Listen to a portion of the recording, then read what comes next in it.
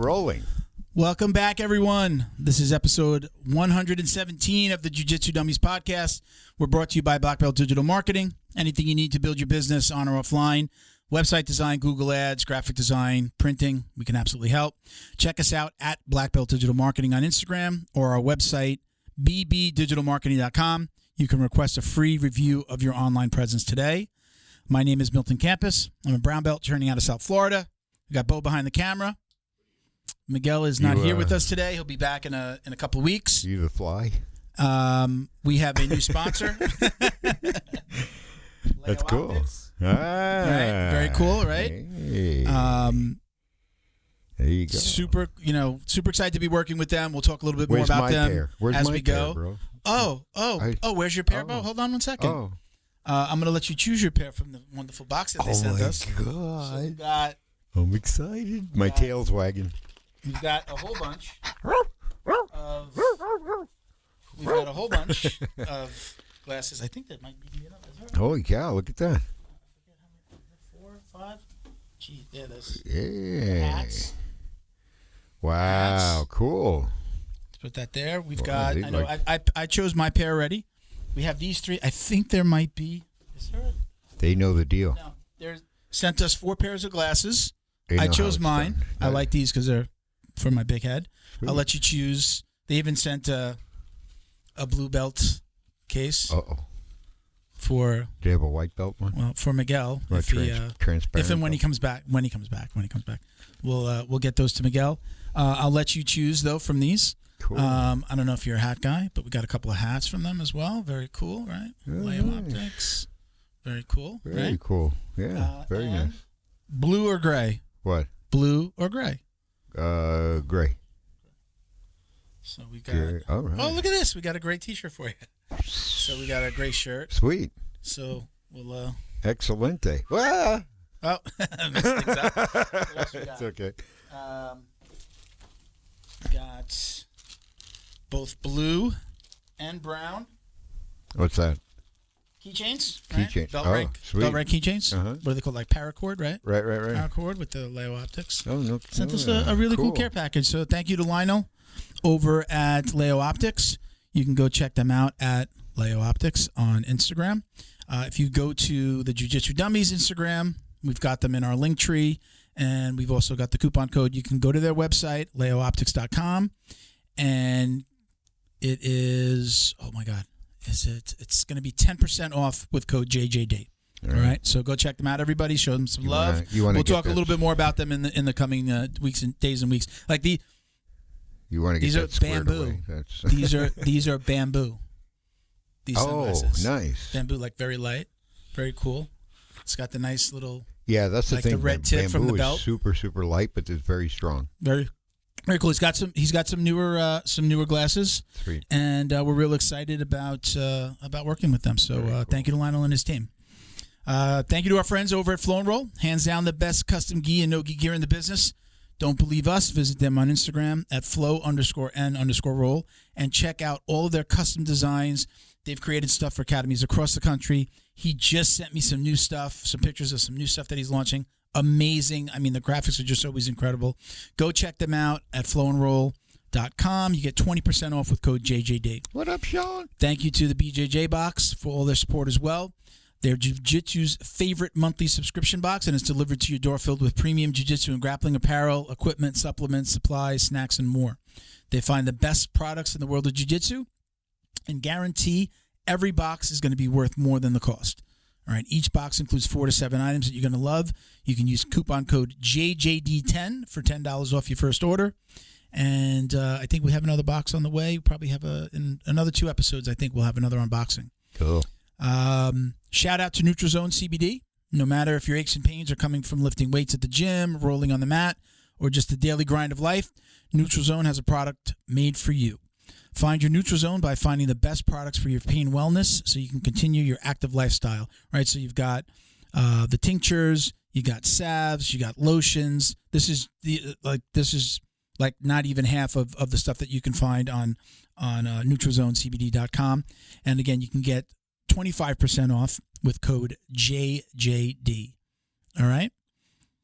Awesome. All set? Cool. I did that fast. I'm getting fast. That is fast. Hey, you are. All right. So today's guests, we have Amanda Tubby Alequin and her husband Eric Alequin, BJJ black belts. Eric's an MMA fighter. So let's go ahead and get them in here. Let's do this. Us. Welcome, guys. How you doing?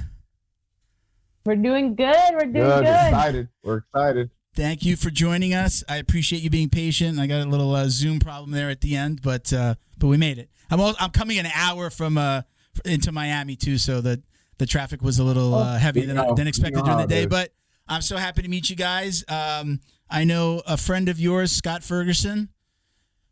Do you know Scott? Fergie. Yeah, Yes, sir. The I man, my mindset coach. Yeah, there you go. I know. I did his podcast probably almost 2 years ago now. Like as soon as we launched it, he was just like, "You got to get Tubby on," and then she's like, yeah, "Get them both on. Get Eric on as well." So I know we tried to get you guys on way back in the day, but I'm glad it finally came together. And again, welcome. Sure. So Thank you. so let's dive in. Let's get like kind of like everybody always wants to know. This is probably like every podcast. Like, how'd you get your start in jiu-jitsu and MMA? I'm gonna every question you guys is two answers. You guys can both answer. And, Yeah. You got So it. so start with Tubby. Tell you, how did you get your start in jiu-jitsu? So I started jujitsu. I was training at XFC in Tampa. I was doing the kickboxing classes and the boxing and the MMA classes. And then one day my brother came home from a jujitsu class and he was like, "I bet you $5 I could put you in something and you can't get out." And I'm like, "No." And this is my little brother, so I'm used to beating the crap out of him. So I'm like, okay. I was like, "Put me in it. Let's do it." So he goes and he puts me in his closed guard, which off rip, I'm just like, "I am getting out of this," just because he's on his back. And he sets up a Kimura lock and I can't get out. And then he starts tugging at it and I'm like, "You're going to break my arm." And he's like, "I told you." So after that, the very next day, I went to my first jiu-jitsu class. Oh, that's And that's awesome. how I started. Yeah. Eric, that's what about you? 15 years later. Yeah. 15 years later. I was 15 years old. Yeah. Really? Oh, wow. So I'm 28 now, so 13 years in. Eric, and how did you get your start in MMA or indoor jiu-jitsu? I actually had the intent of fighting MMA at the time. I was a big Randy Couture fan. We went to check out a couple gyms. Went to the store at the time that was in Wellington, Florida. Didn't really get a good vibe from the gym. Ended up checking out a Team Noguera in West Palm Beach. The instructor walked off the mat. As soon as I walked in, he's like, "Hey, take your shoes off. Come try the class." And next thing you know, I'm full-time training 6 days a week jiu-jitsu with this guy. Oh, wow. What? How long ago was that for you? Oh, that was 2008. Near the Okay. end of 2008. Okay. I graduated high school. I was going to college for a little bit, started jiu-jitsu, and that was all she wrote from there. So now, how did you guys meet? Did you guys meet in the gym on the mat, or how did this happen? It was honestly, I want to say it was just seeing each other at tournaments. Like it's weird, but like in the background of our like competition videos, we're there. We just didn't know each other at the time. Really? So it was just through mutual friends saying, "Hey, you should check out this girl. Hey, you should check out this guy."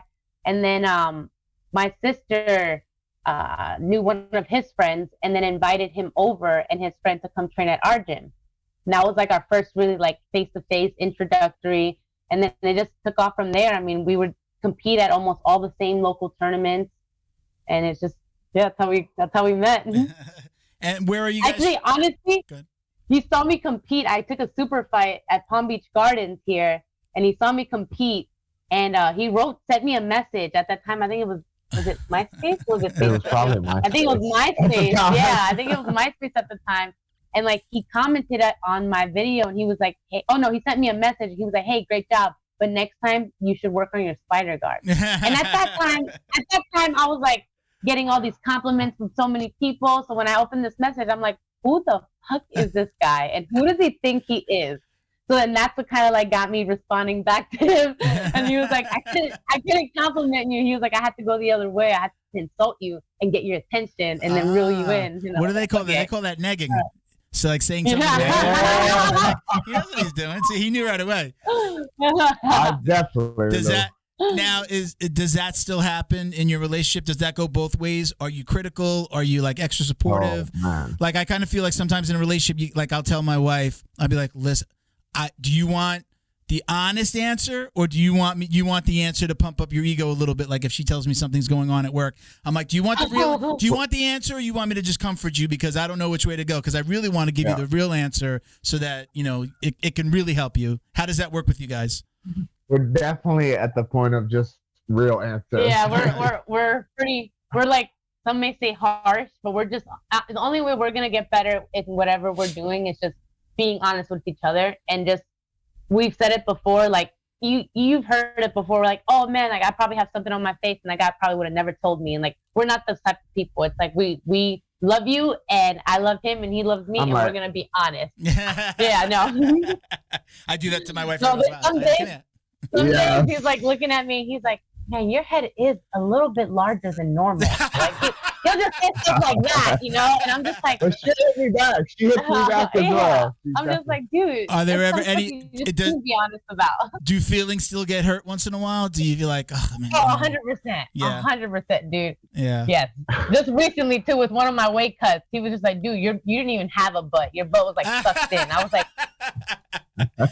Oh, that's thanks. Yeah, it's the weight is a touchy subject for both of us. For both of us. Yeah. You guys are you both vegetarians, or you don't eat meat? But Eric, you don't eat meat.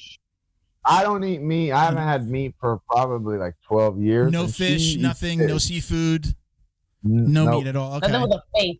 I do seafood. She I like does seafood. Yeah, okay. I do seafood, but primarily like nice vegetables. I love vegetables, love greens and stuff.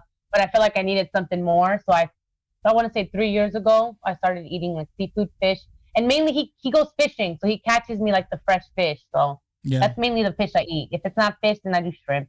Our weight cuts. Weight cuts have to be a lot easier.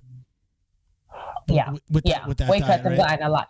Honestly, like I said, when I did the transition to start dropping the weight, this was back in 2018. That's when I pretty much I was like, man, I feel like I did it probably 6 months when I started the transition, and I told him, I feel like I need something else in my diet. I was like, I'm doing cardio, I'm doing all these HIIT classes, I'm training also. I was like, I feel like I need something else, I feel bloated when I eat beans and like the hummus, all that stuff. So I was like, I need something else. My body doesn't adjust the beans right. So once I switched to like seafood, man, it's like the weight started coming off. I started making easier options, healthier options. I felt better. Like you'll see me slam probably like 2 fishes. Like if I get 2 whole fishes, I like the bone and everything. I like two whole baked fish, fried fish. I will like steam them to the bone. Okay, like a. Are you Ecuadorian? I'm Ecuadorian. Yeah. I heard you on a podcast mention Ecuador. My wife is from Ecuador. And she loves that the whole fish with the eyeballs and everything. What are they? I forget what they call that. Yep. Palgo rojo. Palgo rojo, right? Yeah, that's if she we go to a restaurant. That's if it's on the menu, she's getting that. That's me. Yep. That's my mom eats the eyes and stuff. I don't go that far. She gets pretty close. Yeah. She gets pretty close. Like, dude, you're like sucking the brains out of that thing. I don't think she tears that thing up. I don't think she eats the eyeballs. I don't remember. Yeah, I don't. I would have noticed. I don't think she eats the eyeballs. Yeah. But yeah, she's from Ecuador too. So that's awesome, man. So with the weight cuts, what are you guys walking around with? Like walking around, are those weight cuts still? I would still have to lose a few pounds, or are you always right on weight? Recently, I would say we're pretty much on point as far as we just changed it from like, oh, we have to cut weight to no, this is our lifestyle. Yeah. So now when we have to cut weight, it's like, oh, we just pull that snack that we normally would have versus a 180 on our diet completely. Yeah. So we've found that it works better for our bodies and for performance overall. We're fat kids at heart, man. So we're fat kids at heart. Yeah. So it's like after a big competition, after like a big competition or a tournament or like MMA fight, we'll take a solid 2 weeks and just destroy ourselves. And it's like you could be a vegetarian, a vegan, and still be super unhealthy. So it's like there's options out there, man. There's many options. What do you mean? You said you kill yourself. What did you mean? Like we eat so much. Like Yeah. we just eat a lot. We eat like fat food. We don't fast. Normally like we'll do like intermittent fasting and stuff. So like we'll just eat for those whole 2 weeks and not have really a limit or like, oh, I had chocolate for breakfast. Doesn't matter. I might have waffles for dinner. Like it's just at that point, those 2 weeks. Little grace period. Yeah. So then we finally realize like the damage we do to ourselves in those 2 weeks or just being just chill and stuff. It's just, it takes longer for us to have to lose it and bounce back on track versus having maybe a day or a meal or like, picking and choosing and not just going so hard. So, what's the go-to cheat food for you guys? Oh man, I love everything. I tell you right now, gloves off. You can have anything you want. You're in the supermarket. What are you grabbing? One thing. You could grab one thing. What are you grabbing? One thing in the supermarket. Chips. I'm chips, bro. I gotta think for crunch. Chips. Mm-hmm. Chips. Chocolate. I like sweets and chips. That's like my thing. If I had to pick though, I'm going to my mother-in-law's house. She makes this chicken stew. I don't eat the chicken. I love like Thai food. Thai food is my go-to for sure. Pho. It's not bad, but like that's like my go-to. If I want to eat anything, I'm always like Thai food, please. Thai food, sushi, Chinese food. We do a lot of Asian because it's big on the veg as well. Yeah. I love pad thai. I just had a chicken and shrimp pad thai. Yeah. I love pad thai. Love pad thai. So good. And dude, I like TikTok teaches me all these recipes. I'll come home, like I bought the sushi kit maker. I bought a whole wooden thing to steam dumplings. Yeah, she's making dumplings like last week. everything, the little molds to make the orinagis or something like that. Like I look it up. If I like it, I make it. Well, I got a little tear. My wife doesn't cook, so Ecuadorian doesn't cook. Little tear. I got to do it. It's so funny. I eat out or cook She myself. found her way. She found her way. Yeah. TikTok helps a lot. Yeah. I will say TikTok, man. TikTok during COVID times especially was innovative when it came to like, we were all stuck in the house. So why not work on a new hobby? And I did cooking. She got addicted to clean talk, right? The cleaning stuff, cleaning tricks on TikTok. So I'll take pink that. Stuff. I'll take that. Did she try the pink stuff at all? What's that? No, I don't know. The pink It's a stuff? cleaner. It's called like a the pink cleaner. stuff. It's called the pink stuff. It takes everything off. Really? And I got it from TikTok. Got it on TikTok, bought it. Amazing. I've got to tell her about that. So we're talking about weight. Eric, I heard you say you walked around at like 270 plus at one point in your life. You played football? I graduated high school 275, man. Wow. And I just obviously didn't want to compete at that weight for jiu-jitsu, so little by little I compete like 200, 195. I fight MMA at 170. I walk around like 185, so I don't cut much weight. Yeah. How do you feel? You could feel that. That's a whole child. That's a whole child. 100 pounds. In my mind, I still have that strength, though. I feel like when you're that big, you always carry some of that strength with you. I try to explain it to people. I'm usually the heaviest I've been is close to 250. I'm down at like just breaking into the 220s, and I tell people that, like, number one, I can feel it. But I'm not seeing myself all the time. I'm seeing you. I'm seeing the person across from me. So the way the mind works is you think you're the same size. You think you're like, that's almost a real image of you. So I don't realize that how much bigger I am until I see pictures of myself next to people. I have a really funny story. I had an old roommate, and he was kind of heavy, but he had like really like slim shoulders. How do you say slim? I know like broad shoulders, but he's slim shoulders, right? Yeah. He looked really small, and his head looked so big. And he was a bartender, and every time I would go to the bar, I would I would make fun of him. He was my boy. I'd make fun of him. But then one day I saw my head next to him in the mirror. He's behind the bar, and I see my head next to his, and I said, "Holy shit, my head is so much bigger than yours." And I never brought it up. I never said anything about his head again. But I don't think people realize that is that as a bigger guy, most of the guys I roll with are probably 200 now. I've got a couple of there's always some big white belts that come in and some of them last, some of them don't. But most people are probably going to be a good 30 to 50 pounds smaller than me. And I try to explain that to them. I tell people I've had to learn two things. I'm learning jiu-jitsu. I'm a brown belt now, but when I've learned jiu-jitsu, I also had to learn how to not like put all my weight on somebody or crush somebody because I'm going to hurt them. I'm going to this, I'm that. So I'm like, there's two parts that are going on here. You might be going crazy and you're trying to get me. I've got to make sure that You're I'm doing my controlled. jujitsu technique and not hurting you. So as a bigger guy, when I first started, it was just like, you guys don't understand. Like if I really put my weight on you, not that I'm like this Yeah. great jujitsu, if I really put my weight on you, you'd really feel like I'm holding back. I'm keeping my weight off of you a little bit. So I know that big boy struggle, but I also know when I Yeah. lose weight, man, I feel like I can move so much faster, and it's just it's just different in the gym. So that's got, I mean, again, long have you 100 been pounds. training? What's that? How long have you been training? June will be 9 years. I'm a little let's bit go. older. I started when I was 41. I started right before my 41st birthday. And, with COVID, I blew out my knee during COVID, so I lost probably like 9 months. My gym, no, they weren't training, right? Yeah. Nobody was training, right? I would have trained that entire time, but yeah, I probably would have had my brown belt a little bit earlier and maybe be at black. When people ask, "Oh, how long have you been training?" and I say I'm at brown and like I'm got 3 stripes, close to the black. I went from white to blue in 6 months. I was my coach's only student. He just opened a gym. It was just me and him, 6 days a week, open mats at other gyms. I started coaching with him. So like I went right through white really quick. I wrestled a little in high school, so I kind of understood like how to move my body. Mm-hmm. I moved really quick. I did like double golded at my first tournament at 6 months, and he was just like, "Here's your blue." So I did move quick. So when I tell people it's like 9 years, I'm like, I might just at right about 9 years get my black. It's probably going to work out like that if I stay healthy. Yeah. It's like, wow, that's kind of quick, but all because some places will keep you at. That was like 6 months of private, basically. Yeah. It was, a lot of gyms will hold students minimum a year, but maybe 2 years at white, right? Yeah. So I definitely went through that quick. And again, I was doing the kids class. I was opening the school.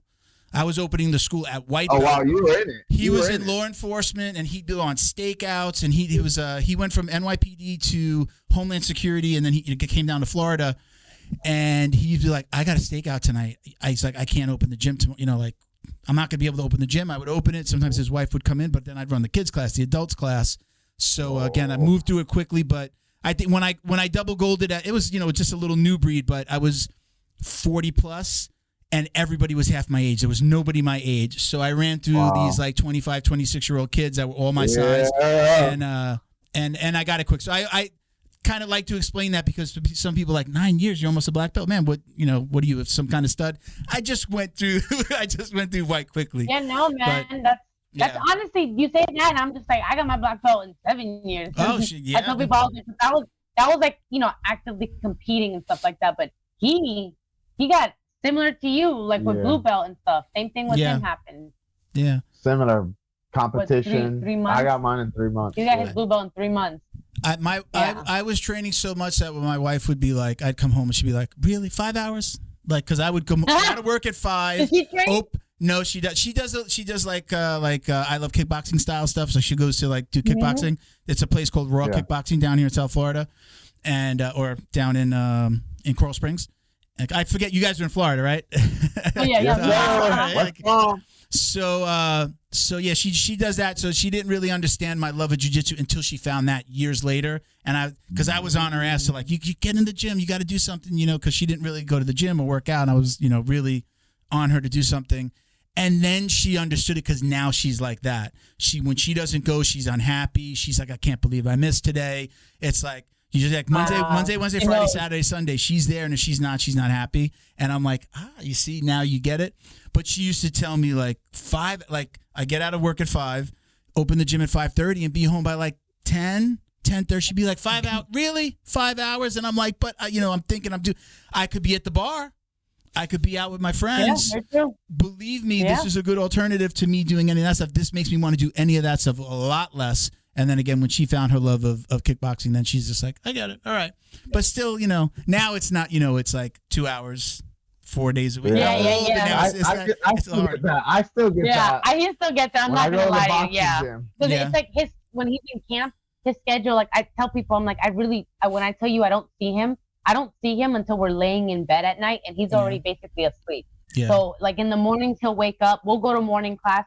When he's in camp, he tries not to go to the morning class, but sometimes he feels guilty and shows up. If we wake up at 5 to teach at 6 a.m.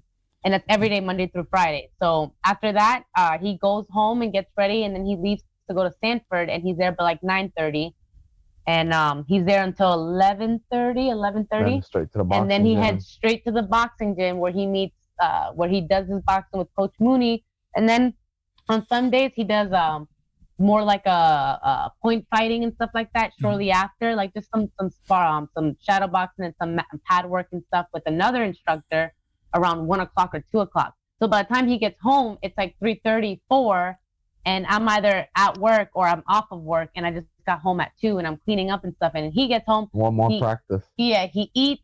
He does his hand-eye coordination. So when he's at home, he's still training. Then he rests, and then he wakes back up at 6, heads back out the door. Wow. Goes down south, and then by the time he comes back at home, it's like, oh no. And then afterwards, he'll drive back to our gym, because we teach a jiu-jitsu program called the People's Jiu-Jitsu out here in downtown West Palm Beach.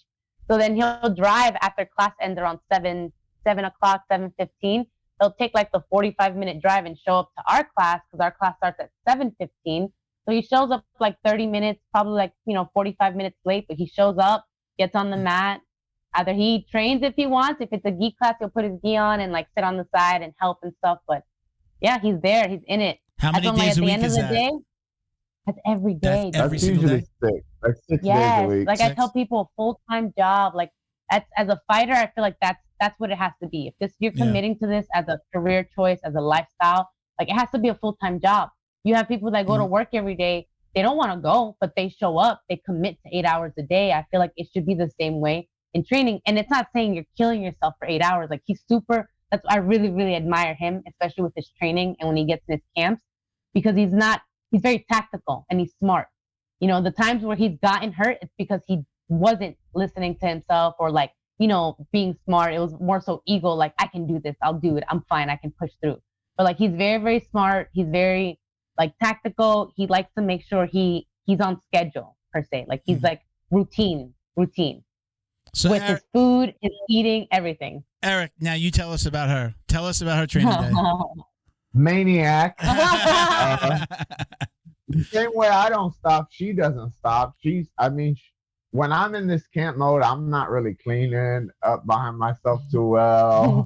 I'm not cooking. So she'll be the one picking up that slack on top of her training. She's cleaning, she's cooking. We've got 5 dogs. She takes care of the dogs. Wow. We've got chickens. We've got like how many chickens right now? 30 chickens in the backyard. We have 2 bunnies. 2 bunny rabbits. So Yeah. she's holding down the fort while she's training. Yeah. And sometimes she's good unless she's gotta cut weight and she's hungry. When the hunger comes in. And it's normally, I don't like cutting water weight. So for instance, Pan Am, I knew that I wanted to do the featherweight division. That's 118 with the gi on. So me, naturally, I walk around 118, 119. If I'm heavy, I'm 120. But naturally, I walk around 118, 119. So I was like, okay, I have to drop the weight now. I don't want to lose water weight. So it was just hard. I'm 5'5". Yeah, I'm 5'5". She's very lean as well. Yeah, so I'm 5'5". I'm already lean. So it was already hard for me to drop down. I was able to get naturally waking up to like 116, 115. And I started like 3 weeks before. And then the day of the tournament, I was like, Eric, man, I can't find a gi light enough. I don't have a belt light enough. I was like, I don't want to wear another gi. I want to wear my sponsor's gi. Like, so I ended up doing a bath. And I went from 116 the morning of, I did 116. I did a hot bath for probably 20 minutes. And I lost 3 pounds, I want to say. I was 113 once I was out the bath. Wow. And then once I was done, I freaking got in the Bulls pen an hour early. I hydrated. And at the end of it all, I had to buy a new gi because they changed the rules. So last minute, they were like, BJJ. They were like, oh, we changed the rules last year, semifinals and quarterfinals. No black, right? No black gi. It has to be blue or white. And I'm like, I competed in 2020 and wore black gi in the quarterfinals. I was fine. And the semifinals. And they were like, no, we changed it. So semifinals and finals, blue gi, white gi. So yeah, so I had to wear a new gi anyways. But yeah, that's the only thing is when I have to cut water, I'm a baby for it. I don't like cutting weight. What's your advice to people now? I've seen a lot of people that try, like hobbyists that try to cut weight to train at these like local events. What do you say to those people? Because I'm always telling them, I'm like, what are you doing? This isn't it's not the same as what like Eric's doing and what you're doing, and you're fighting. These are professional events. You're getting paid. When you're doing these local events, what do you tell these people that are doing the IBJJFs or the Nagas or even the new breeds, and they're fighting to cut weight? No, we tell our students, compete as close as you can to your weight. Yep. Obviously, if you're 2 pounds from another weight class, okay, lose 2 pounds. But I remember when we first started, I'd have guys, we're on our way to Naga, guys are in a sauna suit with their heater on and the car spitting, losing 10 pounds. And just, performance, your health, especially in MMA, your brain's made up of water. So you don't want to cut too much crazy weight, especially like you said, if you're not getting paid for it. Thank you to Feito IT and AV, specializing in commercial and residential automation, security cameras, CCTV, POS, and more. Check them out at feitoitav.com or call 305-428-2515 and let them know the dummy sent you. Thank you to Neutral Zone CBD, a combat family-owned company that supports athletes and the people who love them. Neutral Zone strives to deliver clean CBD products for sports recovery in gummies, lotions, balms, roll-ons, and more. After a competition, a hard rolling session, or a tough day on the job, Neutral Zone has a product designed to help you reduce inflammation, increase cell rejuvenation, and may even help with aging joints. Visit NeutralZoneCBD.com and get 25% off your order with code JJD. And follow them on Instagram too, at MyNeutralZone. Jiu-Jitsu's favorite monthly subscription box has now joined the Jiu-Jitsu Dummies podcast. The BJJ box is delivered to your door filled with premium jiu-jitsu and grappling apparel, equipment, supplements, supplies, snacks, and more. The crew at the BJJ box find the best in the world of jiu-jitsu and guarantee every box to be worth more than the cost. Each box includes 4 to 7 items you're going to love. Visit thebjjbox.com and use code JJD10 to get $10 off your very first box. And give them a follow on Instagram at TheBJJBox. Special thank you to the crew over at Flow and Roll for all their support. Flow and Roll is renowned for their incredible no-gi rash guards, shorts, and leggings. Flow and Roll has quickly become the premier custom apparel provider for academies big and small throughout the United States. Reach out today to discuss your custom order and ask about their incredible pre-order program. You can send an email to flowandroll@gmail.com or visit their Instagram at flow_n_roll and shoot them a direct message. And yes, they can create an awesome custom gi for your academy as well. Visit flowandroll.com to check out their awesome designs, and while you're there, pick up a Jiu-Jitsu Dummy signature tee exclusively at flowandroll.com. And remember, you'll get 20% off your purchase of t-shirts, rash guards, or gis with code JJD. There's no need to cut that way. I feel like those, and I tell my guys too, like at the end of it, it's about testing yourself and having fun. Why would you want to do something if you're not going to enjoy it? And if you're like, fuck, why am I doing this? Why am I doing this? I'm not going to cap for Pan Ams. I told them, I was just like, I'm not getting paid for this. I was like, I'm over here killing myself. I was like, I want to have kids one day. I was like, man, I'm gonna double think this. I was like, it'd be a weird feeling if I was getting paid to make this weight cut, I was like, but I'm not. I was like, at this point, I'm going out there to test myself in the gi. I haven't competed in the gi in 3 years. So I'm like, I should be having fun with this. Like, it shouldn't be like that type of mindset, like killing myself, not having fun with it. When you're going out in competition, you're already putting yourself out there. Yeah. Why make it harder than it already is? Have fun with it. Now, if it's like a major tournament, if it's like a super fight where you are getting paid, or if it's like, it is a big tournament, world or something, like he said, good if exposure, 2-3 pounds away from your weight class, then I'm like, dude, fast for the week before you're, a lot of people don't fast, fast it's like intermittent fasting, like cut your food That's off what I'm doing. I'm 7 actually p.m. doing that right now. I think it's and I'm like, you'll see a difference, especially if you're not used to doing it. Your body will like go into like a change, like it's like, what's going on right here? I'm used to getting fed after 7, like time to go to the reserve. So we've had one of our guys this past week compete, and he was telling him to just intermittent fast, and he was doing that. He's a little extreme. He did it past 5 p.m. or 4 p.m. But he made weight. He felt good. Didn't have to cut any water or anything. So I mean. So I was going to ask you. I think you kind of answered it, but you were talking about like not getting paid for the IBJJFs. But I think if you want to get to your level, you still have to do them, right? It's the exposure, right? You have to do them. You may not be 100%. getting paid, and they know that too, so they can make whatever rules they want. But it's about the exposure, and if you're not doing them, you might not get that call to the WNO. You might not get a fight to win, or maybe a fight to win, maybe not so. And the exposure, it's more than the exposure. It's like the consistency. Yeah. They have them everywhere. Like, and now more than ever, I'm seeing more in South Florida. They have the Tampa, the Orlando, the Miami. Like, I'm like, those never used to be here. Pan Am's was here, 2 years. So I was like, that's good. So I'd say it's more so for consistency. Exposure, great too, but 100% consistency. Like when you don't have anything lined up, you have IBJJFs every weekend. And whether they're in the United States, out of the United States. My gym, they're traveling to all these. Now the kids program is traveling all over the place. To have, like I was telling my lower belt guys, like to have a Pan Americans in Florida is huge to me, because we were traveling to California every year for Pan Ams, for Worlds. Thousands of dollars. I'm like, dude, the Pan Ams is in your backyard. You got to go and get that. That's a huge title. Yeah, I just went down to was it the Miami Open? Yeah, Miami Springs. A lot of fun. I'm not competing, but love to go watch my team and get just as nervous as going out there yourself. Yeah. But so, Eric, tell us about you're still fighting in the PFL, right? Yes, sir.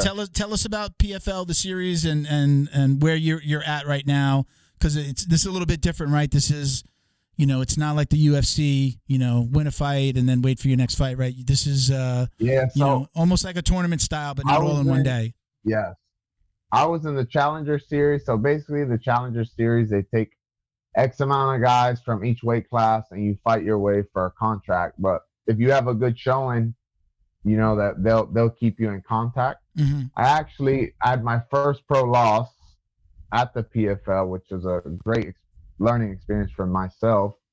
And they liked my performance, kept me on the radar, actually called me for a couple short notices, which the other side declined. Apparently there was an experience issue.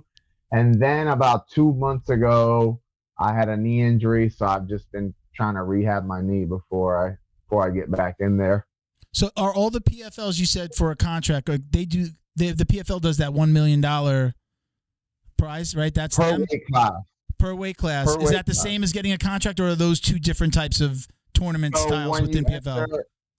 When you enter the Challenger Series here, that's like your intermediary step to go to the tournament. So you get the contract for PFL, and then they'll put you in the tournament. And it's still like you could win all your fights in the tournaments, but you don't get to the finale because it's point based. So they're kind of putting that incentive for guys to get the finish. I believe like first round finish is 5 points. Decision win is like 2 points or something like that. So they really put the fire on guys to go out there and get after it. You like that? Do you like that way of doing it? Oh, I love it. I love it. Yeah. Do you see yourself fighting in another organization in the future? Is this when I initially started, I was like all about the UFC. Everyone's like, oh man, UFC was the only thing at the time. But now PFL, I mean, you could win $1 million in 4 fights. So that's huge. I'm really I like PFL. I really like One, who Tubby signed to One. I'd fight for UFC One or PFL. Any of those are on my list for sure. I watched my first full One event, this one on the 5th. Oh, it's a good one to watch. Yeah. Can't miss the first one in the United States.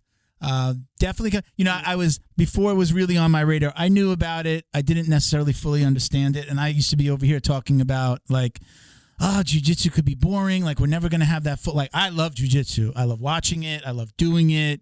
If I'm not doing it, I want to be watching something. I'm all about jiu-jitsu. But I know for the casual, right, you can have a casual MMA fan, but there aren't really a lot of casual jiu-jitsu fans. And the way that One is doing it is kind of, it's getting us to that place. And then when I was like, wait a minute, One's doing what? Oh, well, I guess really when Mikey started, all right, I started to really pay attention to it. And I think it's incredible. I think it's a great way of doing it. And I hope that maybe the UFC and even Bellator maybe catch on to it and say, maybe we should do that. Yeah. Hey, let's make it the undercard. Make jiu-jitsu the undercard at the beginning, or, like they do it. It doesn't always have. it maybe is not going to be the main event just yet, but I like it. I like that it brings everything together. You got the kickboxing, you know, the Muay Thai. Let's do, you know, it's all stand up MMA. I even like this new thing. I can't believe that I didn't go to the event. This like bare knuckle MMA. I didn't see the fights, but Masvidal's. I guess that's part of his organization. Did you? I didn't see the fights. I think I saw some highlights, but I didn't see the fights. What do you think about that? Yeah. You know somebody who bare fought? knuckles another story, man. Bare knuckles another story. Scary. That's probably the one thing I wouldn't do though. Yeah. Bare knuckles, it's nuts. Yeah, you see these guys come out with like The girls too. they come, you get beat up. What do they say? That you're on that line, they say knuckle up, and then they come out firing. It's not like MMA where you're gonna take your time, stay at a distance. Everybody wants to get in there. Listen. Everything. The sport, MMA, jiu-jitsu has come a long way, and I like where it's going. I hope that like the Bellators and the UFCs kind of catch on to this and say maybe there's something here. I don't know if Dana White would ever do it. I think he's kind of like he's not a follower, so to change his organization to what somebody else is doing. But I definitely I hope one comes down here one day. I'd love to see them in Florida or I think I heard through the grapevine that they may be signing a contract together. I don't know how true that is. One and UFC? Like there's one in the UFC, yeah. That as would far be as huge. like grappling and stuff, because they want Gordon. I'm pretty sure Gordon had signed a contract with one as well, but couldn't find him a match. Mm-hmm. So I don't know. There's like some talk about that. So I don't know. Hopefully. I know he had that contract, got sick, right? I don't know that he ever really fulfilled his contract. Whatever happened, he's not under contract with them right now, right? He's not signed. No, I don't think so. Now he's got that deal that he signed with Flow, right? Flow Grappling. He's got the $1 million contract with Flow. Yep. I don't know if he would still be allowed to fight on that. What is it? The Fight Pass Invitational? I know that he was with them, both of them. Yeah, he's had signed originally with the UFC and the one. Yeah. Recently, he's gotten the Flow Grappling, but that's why I was just like they were talking about something going on there with the grappling. So. Yeah. I think it'll get there because 10 years ago when we were doing it, no one was talking about jiu-jitsu. Yeah. No one knew about jiu-jitsu. No one was paying athletes to do jiu-jitsu. Yeah. You had to fight to win money. Yeah. What about you, Tubby? Is that in any way, shape, or form in the future for you? Is that part of your plan, or are you sticking with jiu-jitsu? I honestly, I started out boxing before I did jiu-jitsu, and like I always tell him, I was just like, I want to do one MMA fight just to see if I like it. And I know I'm gonna like it, so I think it's bad, but I want to do it. But he's at the point until she has to cut weight. Yeah, until I have to cut weight, right? Yeah. He's also like, Tubby, you have such a good gig with jiu-jitsu. He's like, you get paid for it. He was like, I get punched in the face, but I was like, I can make more money if I get punched in the face. But so I don't know. I definitely want to. I want to try it. But let's see. I was like, I'm 28. I can make a good run for it in a matter of 2 years, less than a year. But have you ever trained a little bit in the gym? Have you ever put on the gloves in the gym? Yeah. Actually, after I come back from this match for Who's Number One, I'm planning on helping Jillian for her camp coming up for her next fight, Jillian Robertson. Yeah. So I'm hoping he can take me down to Goat Shed on Wednesdays, and I go over there and train with her for some of the grappling MMA days. But I have a kick out of it. Like when my guys usually fight MMA, or like when he does, I'm just like, can I put the gloves on and can we grapple and punch? Like I'm like, please, you know. So and also too, he's making the last Friday of our morning classes MMA grappling class. So that, we want our students to kind of say, hey, jiu-jitsu is great and all, but let's look at it from this aspect. If someone's punching you in the face, you're not going to berimbolo. You're not going to be going upside down, berimboloing for your life.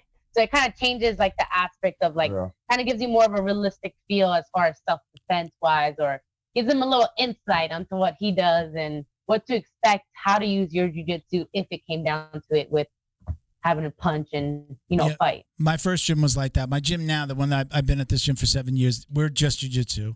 But jiu-jitsu? Yeah, I knew my gym was closing after 2 years, and I used to go stalk.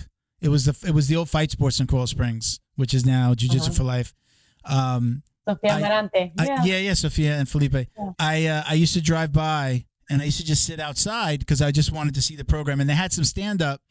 They had a stand-up coach for a little bit, and as soon as I started, they got rid of the program, and I was like, oh man, because I did do we did stand up. It was like Monday, Wednesday, Friday was jiu-jitsu.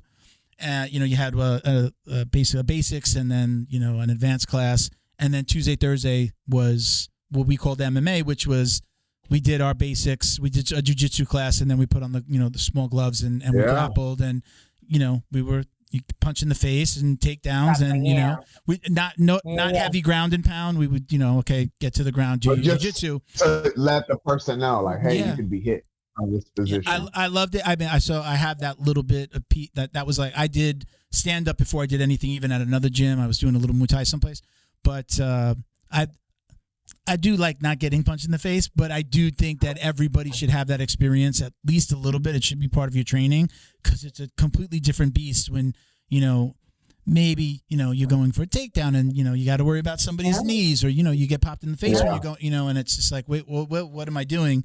My coach jokes about like he shows a move and he'll be like, okay, this is the competition way of doing it. And then this is aisle 9 in Publix. This is you're fighting with the little old lady over the last jar of peanut butter, right?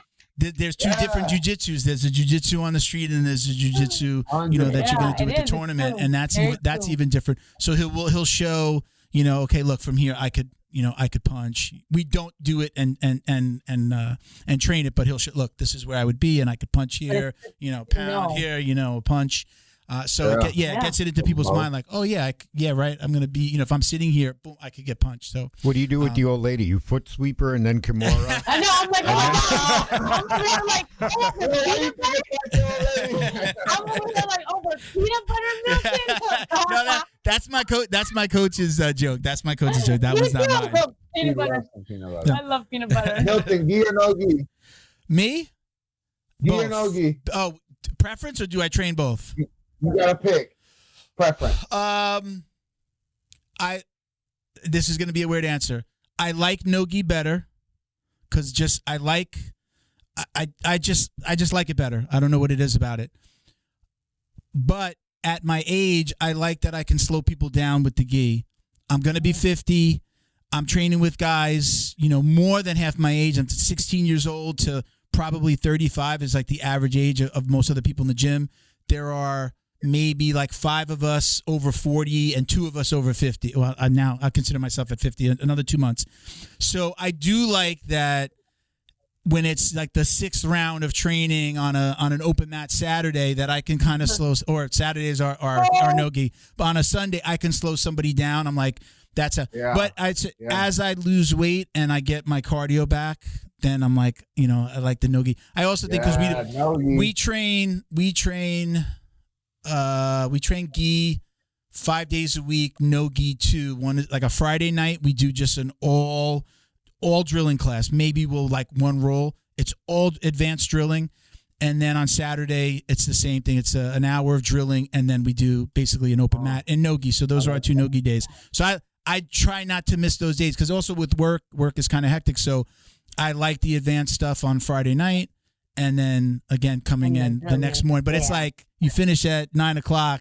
It's go home, protein shake, go to bed because I want to wake up. I tell everybody, like, me and my wife both go to bed earlier on a Friday and Saturday just because we want to get to the training. Like, we just want to be ready for the training. I'll stay up till 1 a.m. watching TV because my mind is just going about work. I own a marketing company, so I'm always thinking about the account and that website that's getting built.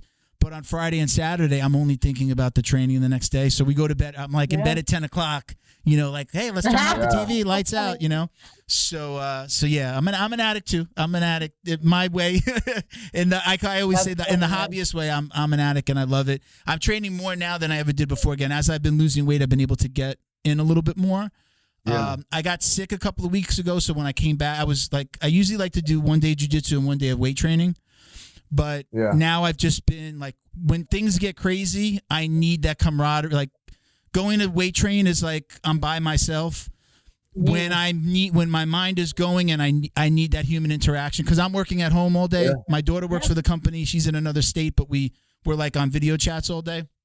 But other than my wife coming home and my other daughter that goes to school, she's home now. But usually I'm there all day by myself. So going to the gym full of people is healthy for me. So when things are more hectic, I want to be in the gym. So I'll weight train less just because I want to be in jiu-jitsu. Yeah. There's also a little bit, like I'll say this to some of the other guys. We're like so close to black I want to earn it. I'm showing my coach that I want it. I'm showing him that I'm picking it up. Like just showing up more, just to be like, when it does happen, like he's gonna know that he gave it to me and I deserved it. It's not just because of the time. It's not just time. It's like mat time. Yeah. Exactly. So I kind of feel like I'm in that mode right now. So I'm an addict. That's good. I love that you use that word camaraderie, because that's something that jiu-jitsu really, really does bring. Like it brings the community together. Like we can't sit here and say that we've gotten where we're at by ourselves. That's literally through like the community, and just that's what we look forward to. That right there is just interacting with the students, like coming together. I'm like, where else will you find a sport where people show up at 6 a.m, like 12, 15 people to choke each other, to literally put the hurt on each other? And I'm just like, that right there, that's love. And that's still love. and still be friends, right? And still your friends.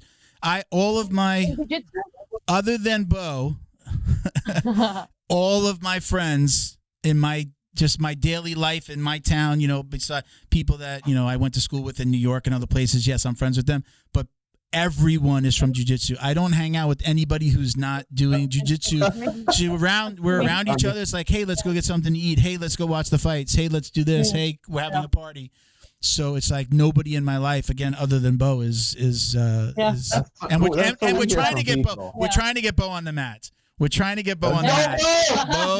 Bo has not given in yet. He did tell me that day. He's like, "Oh, there's a Gracie Academy right around the corner here." I'm like, "Oh, you gotta do it." You said before, Eric, right? You gotta You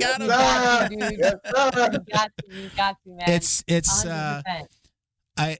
It does change your life. I mean, I was just a completely different person before. I was definitely like the people that I hung around with. We'd go out and drink, and it's just like, get into scuffle, and these fighting with these guys over here. Now it's just everything's about jiu-jitsu, and when I do go out, it's just like, there's a problem over there, I'm over here.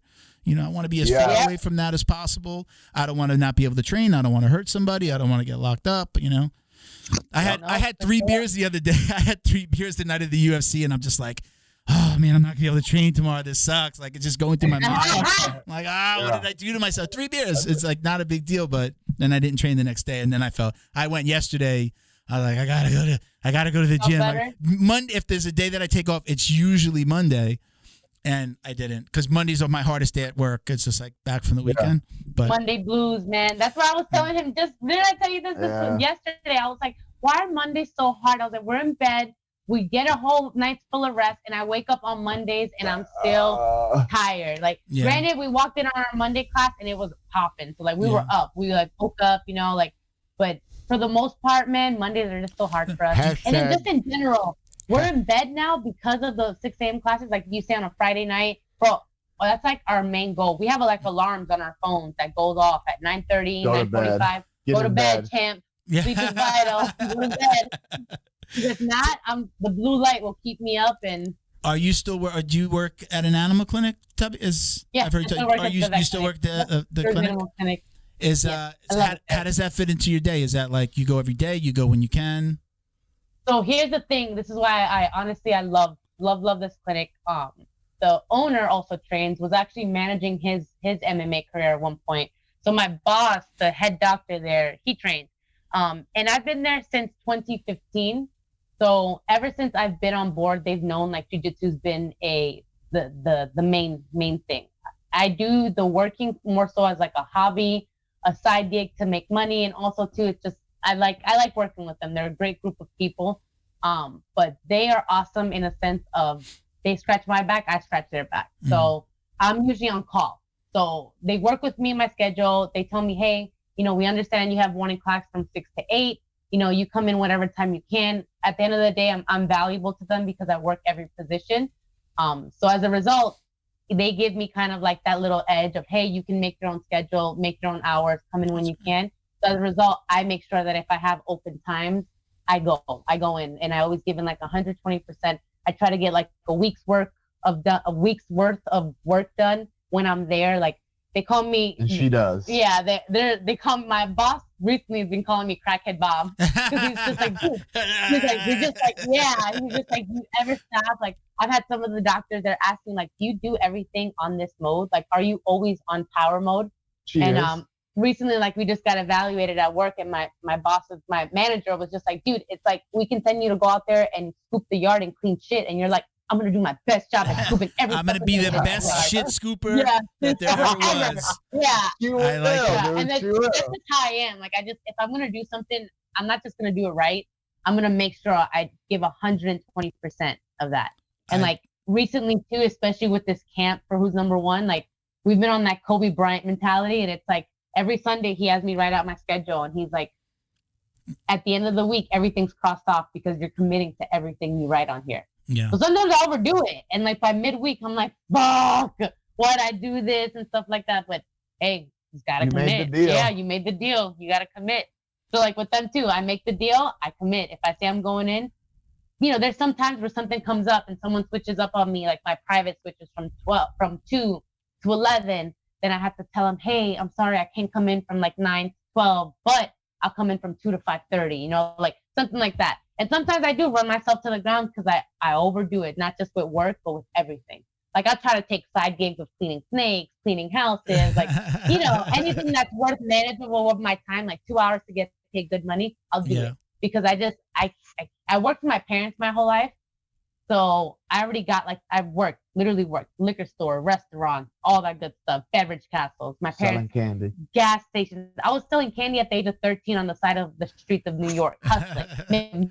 Thanks, bro. So it's like I've done all the work, and now I want to invest my time in something that I want, like jiu-jitsu. And that's what our program, the People's Jiu-Jitsu, we're for the people, man. And like we're here to serve the people. So like that's my goal. I'm here to serve the community. Tell everybody where that gym is, where you're running that program. The People's Jiu-Jitsu is in downtown West Palm Beach. It's located in Rosemary Square, right? That's what it's called, Rosemary Square. Okay, so if you guys ever down in the West Palm Beach area, just hit us up on Instagram, Tubby BJJ, Eric Alequin MMA. And like I said, we're here for the people. A lot of gyms, and not, pointing the finger at anyone, but a lot of gyms like mix that up, that they have this misconception of like the people are there to serve them per se. Like it's not like that. It's we're providing a service. You're paying for that service. I'm here to serve you. I'm here to provide for you. So that's like our mission statement. That's like our that's who we are. We're here for the people, man. We're the People's Jiu-Jitsu. That's awesome. I have a couple of listener questions that I want to ask, and then we have something called the drill down that we're going to do at the end of the show, where we have a list of questions common questions that we get from the audience. So we just started to ask all those of almost every guest. So I'm going to ask the two new questions first. So this first one is, let me see here. This is Quadzilla Jits, and you might know some of these people. Is it easier to have a full load training schedule since you both are highly dedicated and talented? I think we kind of talked about that a little bit. And it says, as opposed to one or the other not training or being a martial artist. So do you find it easier that you're both in this business, that you're both in this 100%. World? How hard 100%. Would it be if one of you guys, like if you were just a vet tech or you were working at the vet, how hard would that be? Because it's hard to understand, right? I don't think if you're not involved, you just wouldn't get it, Like your wife, for example, she's like 5 hours, really? But now she needs that training. So I don't think again, if you're involved, you just don't understand. And we both have competed at a high level, so we know the sacrifices that need to be made. Okay. And we feed off of each other. When one of us is down, the other one is there to pick the other up. For sure. Do you guys ever like move the coffee table and you're like, all right, let's go, let's do some jiu-jitsu? Yes. People have come to the gym and watched us roll, and like, are you guys? We're literally witnessed domestic violence. Except for it's okay, right? They're okay, right? Like we've had some people on the mat like, are you guys good? And we're like, oh no, we're good. We're good. Better. Yeah. Especially after that, we're good. Like we're Gucci. Is there ever a time? I love having like husband and wife teams on like this. I love having like couples because I like to understand the dynamic. Is there a time that you guys have been fighting and then it's just like carries over into the gym, or it's like, were you supposed to roll together and then you're not rolling together? Does that happen? Oh no, if we're mad at each other, we're rolling. We're gone. We hash it out. Sometimes he'll be like, no, I don't want to go with you. Like you're too upset right now. I'm just like, let's go right now. Like, yeah. I'm thinking like my knuckles in his rib cage or in his temple here and there. Laughing. You know, he's laughing, but I'm over here like squeezing his temple and like slowly trying to get a little fish hook in, like just jabbing my knuckles in his rib cage, like anything, hitting like his thighs, like punching him really hard in his thigh with my knuckle. Just the fish hooks the worst. Yeah. So, but for sure, if we're upset at each other and it bleeds over, we're rolling. We're trading. And it usually kind of squashes things, right? Like pretty soon always, after that. Always, yeah.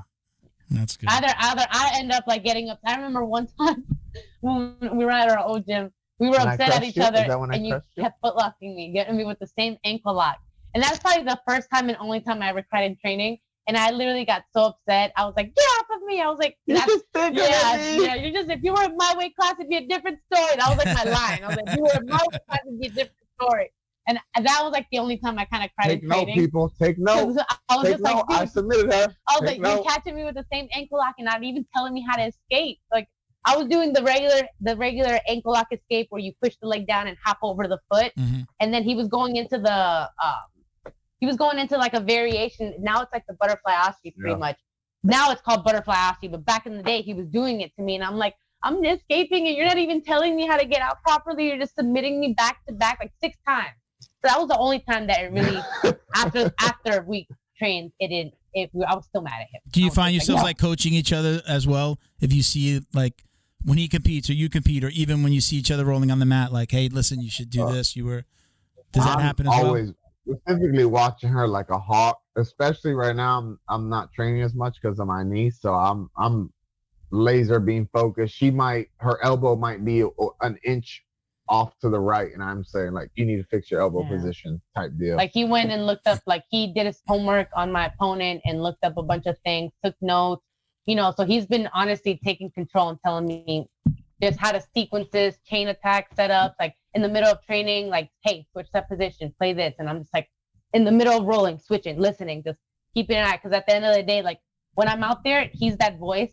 I don't have to look at him. I just know. Like, so he's that voice I look out for and I listen to. So in training, we try to do the same thing. Eric, I heard you, Tubby, I heard you talk about that Eric will watch like instructionals and take notes. Do you still do that? You take notes and then you use it, you go figure it out in the gym and then teach it to other people. Is that your methodology?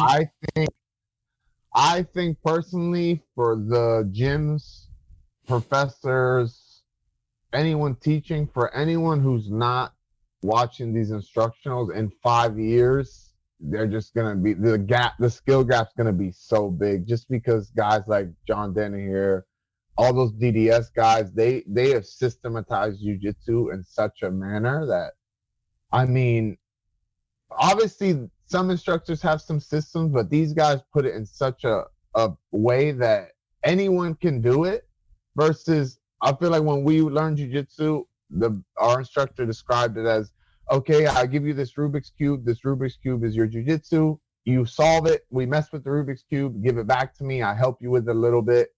Now I feel like instructionals is I've been given the Rubik's Cube with exact instructions on how to complete it. Okay. So I really feel like, I mean, the first seminar we went to, how was that, 4 years ago? Yeah. We were already black belts. We went to a Gary Tonin, Gordon Ryan seminar. And I left there. I said, I don't know anything. Gordon asked me mid-thing when he showed something. He was like, how pissed are you? And I was like, bro, 12 years of slave to this shit. I'm pissed. I was like, I'm very pissed. And I'm just now learning this. Like simple things like the Kimura being a pulling, not a pushing. Or how to pin the arms down, like using like, based on how their rotator cuff and how their arm bends. Like, it's like the anatomy of jiu-jitsu. And it's like, it's not even those guys. We're open-minded to learn from anyone. Yeah, I'm a white belt. Every time I step on the mat, I'm a white belt. So it's like we're open-minded to any of that because at the end of the day, we're not trying to fall behind. Like he said, in 5 years, look how short amount of time jiu-jitsu has grown. And let's be honest, those guys put it on the map by saying what by creating their brand, right? Which is them going out there and competing, right? And then coming back and teaching exactly what they're doing out there. That just created their own brand, and proof is in the pudding. Now they have all these instructionals and stuff. So it's like at the end of the day, we're not saying we're hardcore. We're going against everything we learned. There's a lot of things, details that were missed coming up when we were being taught certain positions.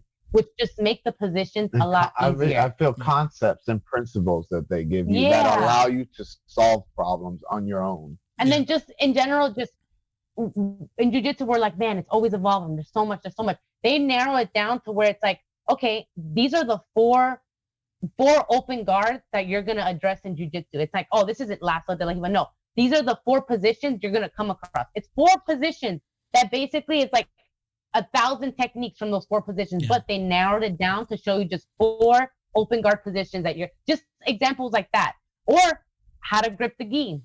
Oh, cross grip, line of just tension. Different grips. It's not just the lapel and the cuff and the pant leg. There's so much more. It's like the inside of the seam, the shoulder grip, creating line of tension. I'm like, no one's ever taught me this shit. Like, this is useful. Yeah. As a white belt, this is gold, you know? Like, I look at white belts and blue belts and I'm like, bro, when you're a purple belt, you're going to be giving me some smoke, man. Yeah. It's scary to see where it's headed, you know? But it's exciting. It's exciting. I know one little tip I give to guys that I train with. I was, as soon as I started jiu-jitsu, I'd be on YouTube. Like, again, talking about my wife getting pissed. If I wasn't doing it, I was watching it, and I'd be like laying in bed. She'd be watching a show, and I'd have my iPad. So I tell people, whatever we're training, this is for people that aren't going to sit down and really get an instruction, or when they first start out, I tell them, start it like this. Whatever we just did in class that day, just go on YouTube and search it.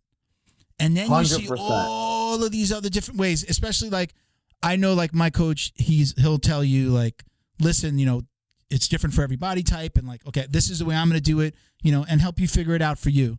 But when you look at some videos, you'll kind of find that and you'll be like, oh, wow, I didn't know I could put my foot there. Oh, my hand should be there. I didn't realize that my hand was here. But just watching it, and I mean, you could just let it play, right? You could just search something and then just let those videos play. I still do that. Saturday morning, little breakfast, coffee right before class, and I just put YouTube on, and I know what we're usually training the same thing, especially the Friday, Saturday is advanced. So we're doing that same thing the whole month. So I know I'm going to watch this the whole month before I go training. I just put it on. It's in the background. Yeah. I don't have to always be I have it on. I'm over here. Oh, I catch something. It's just on. It's on. You're consuming it. You're consuming it. So I tell everybody to do that. I literally just did that to learn different ways how to escape the buggy choke. There's different ways people have come up with to escape the buggy choke. That's why I was like, I'd rather be prepared than unprepared, because that is taking some lives. That buggy choke, that's taking some lives. With it. Yeah. I had a white belt probably a year ago when the Rutulo brothers started doing it, like a year ago. A white belt slapped it on me, and I looked at him, and he looked at me, and I'm like, are you fucking kidding me? I was like, this is where jiu-jitsu has come. And like, it was tight, and I had to get out. I was like, no, not today. I know that you guys have seen there's a great video of like, somebody did a buggy choke, and the defense was he put on his own buggy choke, and then the second buggy choke like choked out the other guy. I think the guy passed out. Yep. You know, that's why I love jiu-jitsu. To me, it's like there's never a time where you can't be challenged by it. There's never a time where there's just not something new. I love it. Every once in a while, like I think Eric, you said before, like when you went to these seminars, you'd be like, man, I feel like a white belt. I like when there's a black belt that comes into our school. Like school's very open, so a lot of times people will come in and train and come to the open mats. And when I see a black belt, even like a multi-stripe black belt from another school come in, and our coach is teaching something and they're having a little bit of a problem with it. There's so much jiu-jitsu that even a 2-3 stripe, a black belt or third degree black belt might not have seen some of this, or just doesn't train it. It just wasn't part of his arsenal. So when I'm looking at them and they're having a problem with it, or they're learning, or they're asking a coach to, hey, how do I do this? I love that, because it reminds me of like, look, I'm doing this all the time, and I know this, but if I go to their school, like I tell people, I'm a brown belt in my gym's jiu-jitsu. If I know somebody that's trained at American Top Team. We just had him on. Paul Geller was our last guest. He's training at 10th Planet now, at a 10th Planet in Pompano Beach. He's like, it is so freaking different to be able to have the balls to go into another system. Go like, I'm going to go into another system. I don't know anything about this system. I mean, that's extreme, because I mean, 10th Planet's like its own beast. But I like to see people come in and have trouble with something, because it reminds me that like, you know, there's so much jiu-jitsu. Like even they don't know this. They're like, if when I go, sometimes I have them come in and like we're lockdown heavy. We do a lot of lockdown stuff in Z-Guard. So especially right now, that's what we're focusing on. And people come in and they're just like, they're lost. They're like, where's my leg? Where did my leg? Where do I lock my leg? Yeah. That's one that I'm not familiar with. Lockdown myself, you know? And we did, then there's like the inside lockdown between the legs, but you could do the outside lockdown and just shift. The person can't move and you could take their back. So I could be under them, outside lockdown. I just scoot over and now I got your back. And people are like, what is this? What sorcery is this? You know, but it's just like, cause you practice it enough that you know it. But listen, that, like I said, that stuff is out there. I'm still a consumer. I maybe don't do it as much, like on the weekends, in the morning, no work, no business to do. Throw it on, watch it for an hour, stretch, machine gun, you know, get ready for class. You know? Get the kinks out. We have another question here. So we have the Instagram handle is Cuevo Bizarre Adventure. This Quiero Mendoza. Do you know that? Anybody you know by any chance? Okay, so a lot of times it's people that know the guests that send questions. So what keeps you going? What keeps you going? Or what kept you going, during your early years of training, and when did things start to click? You both can answer that. Want to go first? Yeah. So, what kept me going, honestly, was jiu-jitsu is a never-ending book. Like, I don't want to take away anything from other sports or other martial arts, but it's like you have your karate where it's, your kicks. You have different types of kicks and punches, but it's like you can only do so much. Whereas jiu-jitsu, it's constantly evolving, constantly growing. And what kept me going was I went in kind of increments. So I had this set time where I was only doing closed guard. And then I got with him and then I started doing open guard. And then I started doing no-gi. Then I started doing leg lock. So it's like what kept me going was just the motivation of learning new things. That's what honestly kept me until this day, till now. That's what keeps me involved in jiu-jitsu. It's because I'm constantly learning. I'm always learning. It's like a never-ending book, just different chapters, but it's never ending. So what was the next one after that? When did things start to click for you? And I want to add to that. When did you know that you loved it? Like, I loved it before I got on the mat the first time. I was like a UFC fan. I'm like, I'm going to love this jiu-jitsu. And I went and I was like, confirmed, I loved it. When did you really know that you loved this? Like, I'm going to be doing this. I would say 100% I knew I loved it was after my first class, and it was only because I want to say it was a good PCP moment. I rolled with the head instructor. His name was Gus at the time. I can't remember his last name for the life of me, but Gus. And when I rolled with him, he was just like, you have a brother, just wrestle me like you would your brother. Just try not to get crushed. Basically, is what he told me. And mind you, my first class ever, I was walked in with pigtails and a pink shirt on, pink USA shirt. And when the instructor, it was Gus and Shaba Bonus at the time, they were like, all right, everyone partner up. Everyone partnered up. And I'm sitting across from who is now, I think UFC. He's in the UFC. He's in the UFC. Chris Barnett.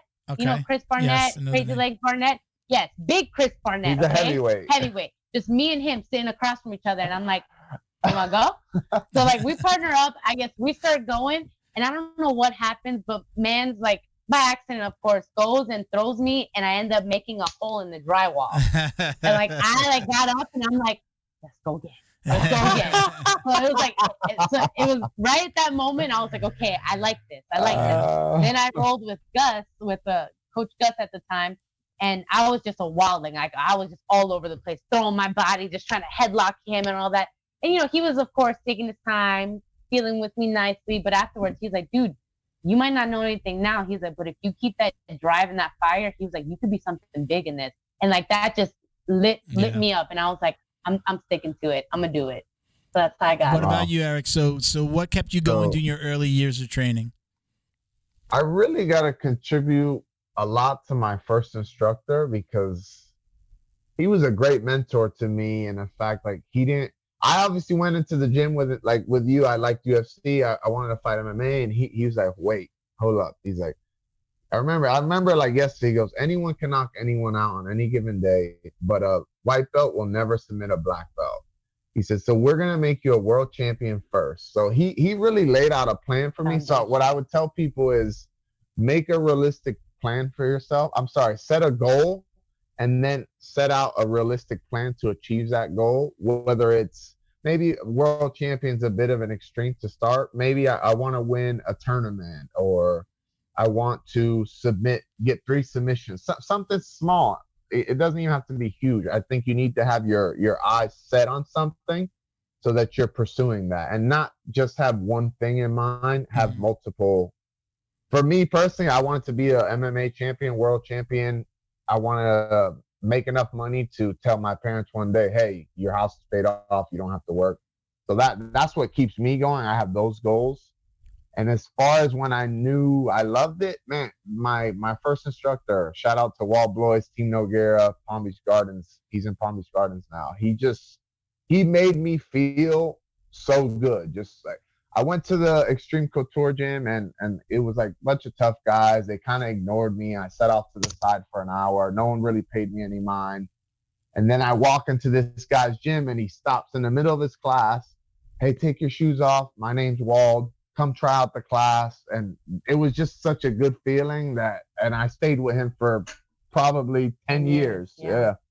How does having a good instructor, you know? We mentioned Scott Ferguson before. Is he really? He's really your mindset coach? Does he work with you? Oh man, yeah. Especially we linked up recently after my knee injury. As an athlete dealing with a knee injury, not being able to train, I've been like having to deal with my own mind, and he kind of, not even kind of, he's really helped me a lot with this. Yeah. That's great. And just if for anybody that wants to check out Scott, he has a podcast called Time to Shine Today podcast, and you can check it out. I was actually on one of the episodes a couple of years ago. Great guy. Is he still training? Does he train with you guys? 6 a.m. Okay. He's still training with you? Just recently. Yes, yeah, sir. just recently they went and did a 3-day fast together. A 3-day fast. 3-day water. Yeah. Ooh. He crushed it. He crushed it. He did amazing. Yeah. Oh boy. Yeah. I think he dropped. I want to say like 17 pounds, and he's managed to keep off about 15. So he lost like 15 pounds. Mm-hmm. You recommend those fasts? He's awesome. You like? I'm all about the fast. I think everyone once in their life, 3 days, max 7 days water fast will change your life. How are you during that fast? Are you like moody? Or are you still you, or do you get like? I'm definitely cranky. Yeah. I will say cranky, but you'll realize how much eating is a habit versus a necessity. I think as humans, we're spoiled now after the Industrial Revolution. You know, you can just go pop something in the microwave. I eat because I'm bored. I'll eat because I'm bored, not because I'm hungry. Me too. I mean, I love food, but realize you don't have to eat as much as you may think. Yeah. It's more so about getting minerals, water, you know, just the main thing. Food it's great. I mean, we got a monkey brain, man. This thing gets sugar and salt in doses that our ancestors didn't get. So we get that sugar and salt, and I call it the bump, man. Yeah. It's a bump. For sure. I love the sugar. I'm a sugar fiend. Me too. Yeah. If I had to cut chocolate, brother, chocolate. I'm like ice cream, pizza, cereal. Yeah. Like I could. We love coffee, and just recently gave it up. It's been probably 3 weeks, and we tried to drink some the other day, and I'm not even joking. We didn't even drink a lot, and both of us, our temples were like. I had a migraine. Yeah, our temples were like bulging, and I was like, Eric, no way. I was like, coffee. I was like, coffee's a drug, dude. And now that we did the whole withdrawals for the first 3 days, we were 3 weeks strong. I was like, our bodies like are seeing it as like a toxic, something not good. I was like, we never get headaches. So that when we started getting literally our temple bulging, I'm like, we gotta lay off this stuff. Oh wow, I don't know if I could do that one. I know. Trust me, I didn't think I could either. I love coffee. I'm an espresso guy. I love espresso. Oh god, those little shots, like the little Cuban shots. I had a heart attack June 7 years ago, and so I'm like super conscious of my coffee intake. I'm good now and I could drink, but those little shots I don't like. I don't like when it gets wrong because it starts to make me think something's wrong. So I don't like that big, you know. That's why we stopped, because I was like overdoing it with the espressos. Like he was like, Tubby, I'm 200 pounds. You're 120 pounds, and you're drinking just as much as I am. Like, I was literally, he was just like, you need to chill. I run from those little guys. Where they come with the little cafecito, right? The little thing with the little shot glasses. I'm like, no. Go away. Go. Yeah, but we're That's cycles. all me, brother. We're cycles. The whole thing. Yeah, we're cycles. We'll be like, hold the cup. No, hold the cup. No, can't do it. See, we're crazy. I do six to 7 of those a day. I'm not kidding. Really? I swear to God. 6 to 7. We're in a building. We're filming in a building in Miami. You go down to this. There's a coffee. There's a cafe downstairs. So it's very easy access for him. So it's right there. They make that cortadito. Yeah. And I have 6 to 7 of them. Yeah. 6 to 7 of them a day. I would die. Yeah. That's crazy, man. All right, we're gonna get to our the questions. We call it the what? My sound effects guy's off. We call it the drill down. There we go. All right, so we're gonna run these down. We can elaborate on them. This isn't like a speed round or anything. So we're gonna start out with, for each of you, you both answer these. So we'll start with Tubby, ladies first. Gi or no gi? Preference? No gi. No gi. Eric? No gi. No gi all day. Yep. Takedown or pull guard? Guard puller. Yeah. Yes. You know what? That one's. Yeah. You know, I've turned into a guard puller. Yeah. I'll take takedown though. I would say takedown though. Yeah. Guard puller here. All right. Music during rolling, yes or no? Yes. Got it. 100%. Yes. Okay. Reggae. Well, I was gonna say, what's the preference? What's your go-to? Hip hop. Hip hop. Okay. Gangsta rap. Yeah. Me, I'm 90. Anything 90s. Anything 90s. We have some of those We guys. got a lot of 90s. Yeah. Brother. I'll even go with the 90s R&B. You know, but 90s hip hop is my thing. Earth, Wind, and Fire. No. No, that's a little older. No, bro. So, favorite walkout song? Oh, right now I'm on Back Outside Boys by Drake. Oh, Back man. Outside Boys. I really like 50 Cent, Many Men. Yes, that's a great song. Funny enough, this is the truth. I was just getting new music off of Apple, and I got that. So I just downloaded. It's in my recently downloaded. It's in my recently downloaded songs, and I'm in the car. Yeah. Yeah. Okay, so we talked about studying instructionals and things like that, but do you guys watch a lot of MMA and jiu-jitsu? Are you like watching like Bellator on a Friday night? Are you watching the UFC? Because UFC is almost every weekend now. Are you watching the WNL? Are you guys both watching all that stuff? Yeah, pretty much. Yeah, every weekend. So is it together, or will you be watching a WNO and he's watching an MMA? It's kind of like that. Yeah, kind of like that. So it's like, if it's a UFC fight night and there's like jiu-jitsu fights, he'll have the fights going on the TV and we'll have the full graph on our phone, or vice versa. Yeah. Yeah. But pretty much She's definitely watching everything. More jiu-jitsu matches than me. The UFC fights, I gotta like the fighters, because if not, I sleep. Yeah. You're on a rolling, there's a pole on this like rolling thing for the TV. We used to have 2 of them on this side before we started using it like this. It would have a scroll of our sponsors, their logos. Well, I have one in the studio and now one's at the house, and I use it as my second monitor in the office. But when there are fights on, I roll it into the living room.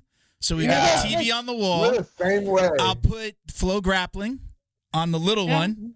And actually, you go back and forth because you got the Flow Grappling app on the TV. And then I'll put the big one on and I'll switch it back and forth. So sometimes I've got a couple of pictures on Instagram here and there where I'll just be like, and it's like Flow and UFC. Yeah, I don't want to miss. I don't want to miss anything, But that's funny, man. Addicts. Even with the boxing fights, same thing with him. He'll do the same thing. Yeah, I'm watching boxing, MMA, jiu-jitsu. We got 3 screens sometimes. We got bedroom TV. Yeah. I'll run to the bedroom. What happened? Or laptop going. Yeah, so it's just us 2. So it's like we like, now it's us 2. So we watch everything together, all that. So who are your favorite competitors to watch then?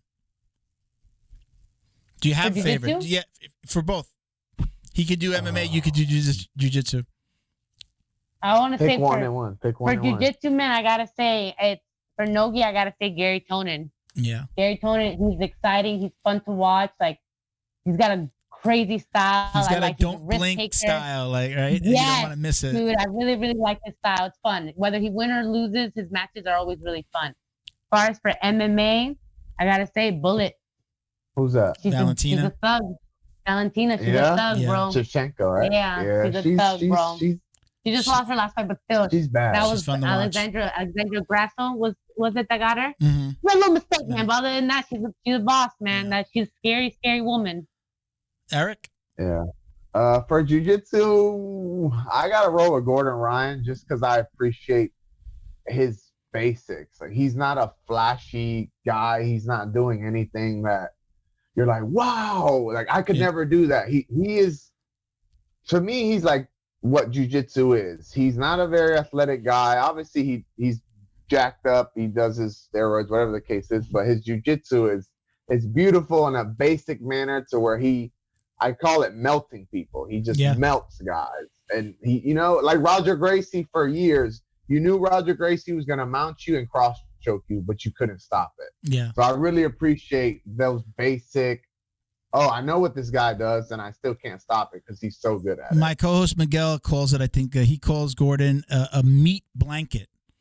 Is right? Yes. Like, it's just this meat blanket, and there's nothing you could do. He makes world-class black belts look like white belts. Like, it's their first day of training, and it's crazy.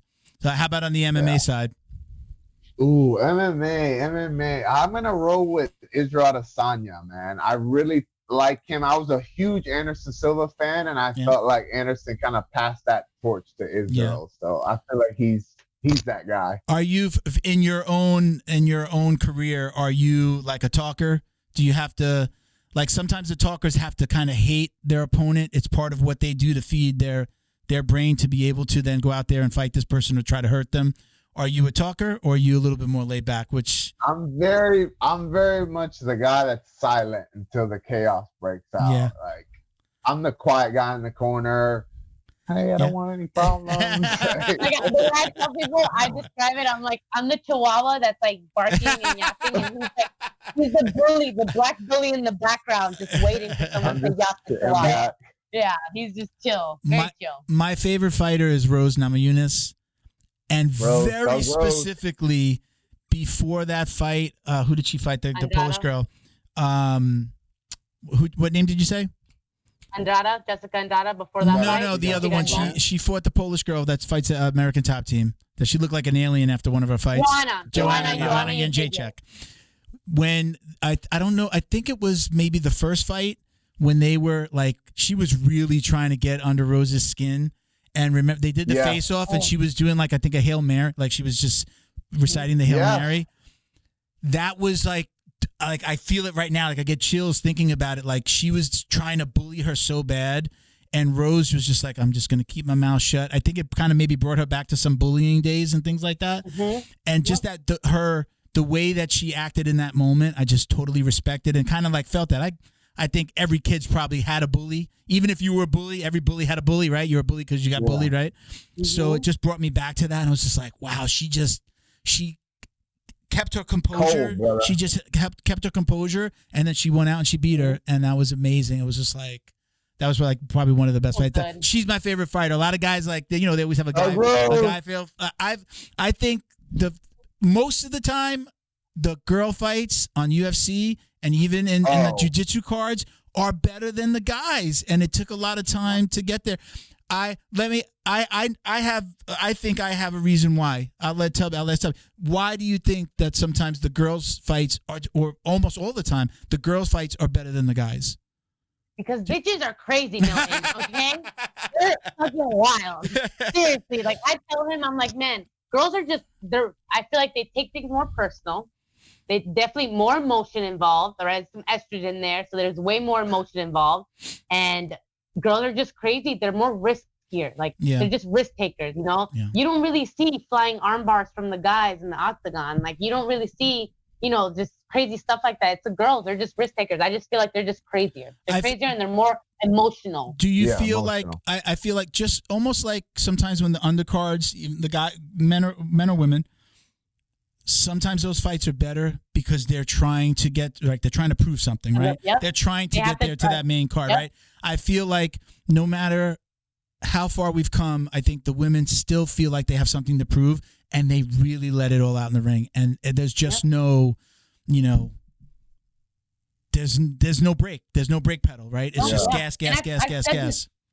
I've said this before. I said, and this was, nothing to take away from the guys, but I'm like, the women in jiu-jitsu or the women in just a male-dominated sport have to work twice as hard just to get half the recognition that the males do. And granted, the pool isn't as big as it is as the males, but it is a male-dominated sport. Yeah. So taking that into effect, we're always going to have to fight twice as hard just to get half of what the guys have.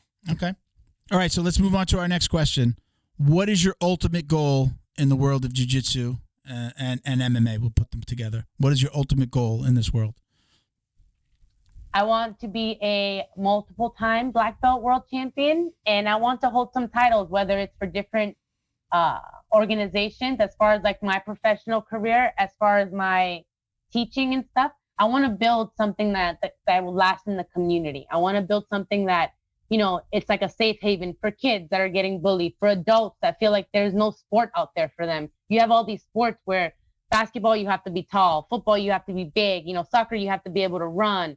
Boxing, you have to have good upper body, like strong. It's like jiu-jitsu is for anyone. And I feel like for professional career, I want to obviously get as many medals and accomplishments under my belt. But for teaching and legacy and things down the line, I want to create something great for the community. So what we're building right now, like I said, is we're here for the people. We're here to serve them.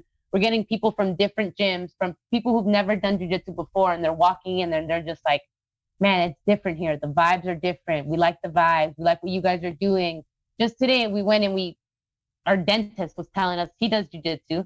He was telling us, man, I feel like jiu-jitsu is like, the way he described it, he was like, you're in first grade to 12th grade. And he was like, in jiu-jitsu, you're like, one day you're in first grade, the next day you're in 5th grade, next day you're in 11th. He's like, there's not really a systematic approach to jiu-jitsu, which is what we're trying to do differently. We're trying to basically make it to where you can go through each grade level, and get where you're supposed to be in that time frame. But yeah, we want to do big things with the gym. Ultimately, we want to have one of the best jiu-jitsu schools. If not, we already are. Best jiu-jitsu school in West Palm Beach in South Florida. Yeah, that's it. The gym that you're coaching at, is it your gym or that's a plan? So right now we're eventually we want to, expand and do our own thing, but we're renting time slots from a different martial art. So the gym is called Sistema Martial Arts. Okay. They teach like a Russian martial art.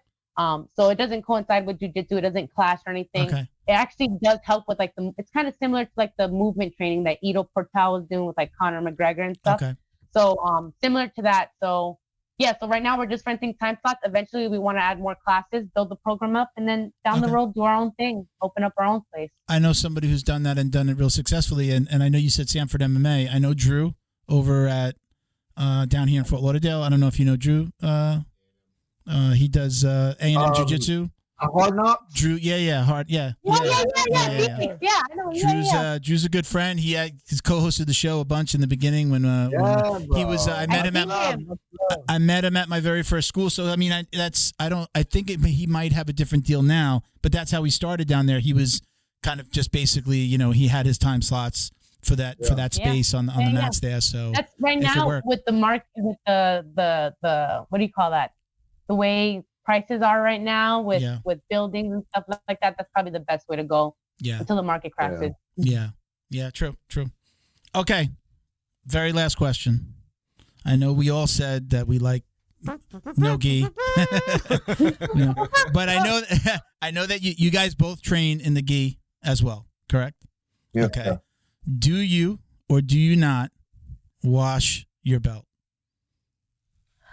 I don't wash my belt. Wait, hold on. Half the time it rolls off. Half the time it falls off.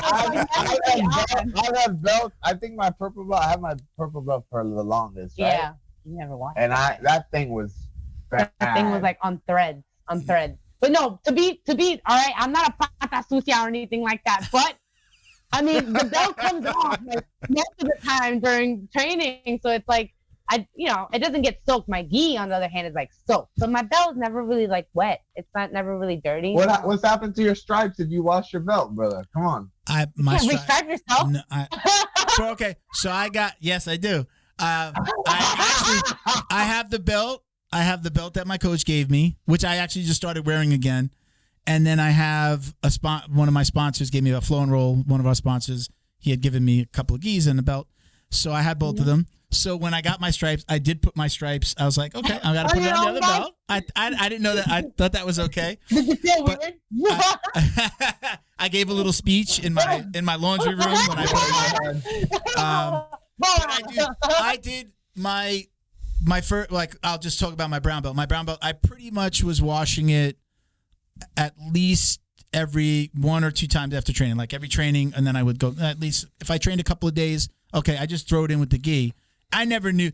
We've joked about this since the beginning because I never, up to like maybe purple belt, I was just always washing my belt. Nobody told me not to. Nobody told me there was this thing, or nobody said anything. So when I started doing the podcast, one of my training partners from the newer school was like, you don't wash your belt. That's just like a mortal sin. So it became a thing and a joke on the show.